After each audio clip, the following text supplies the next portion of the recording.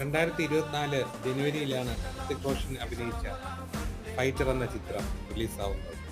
Release ദിവസം തന്നെ ഞാൻ തിരുവനന്തപുരം നിള തിയേറ്ററിൽ നിന്നും ചിത്രം കണ്ടു. 3D വെർഷനാണ് ഞാൻ കണ്ടത്.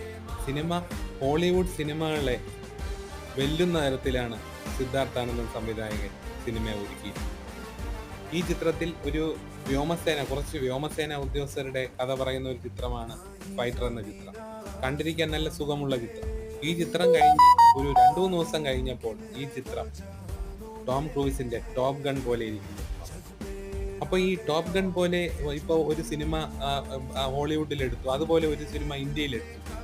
സിദ്ധാർത്ഥാനന്ദ് അത് ഭംഗിയായിട്ട് എടുത്തിട്ടുണ്ട് ആ സിനിമ ഫൈറ്റർ എന്ന ചിത്രം. അപ്പോൾ ഈ സംവിധായകർക്ക് അവരുടെ പുതിയ ഐഡിയയും പുതിയ ഭാവനയും വർക്കൗട്ട് ചെയ്യണമെങ്കിൽ നമ്മളുടെ പ്രോത്സാഹനം അവർക്ക് വേണം. അപ്പോൾ അവർ ഒരു വ്യത്യസ്തമായ ഒരു പ്രമേയമായിട്ട് വരുമ്പോൾ നമ്മൾ ഹോളിവുഡ് സിനിമകളുമായി ആ സിനിമകളെ കമ്പയർ ചെയ്യുന്നത്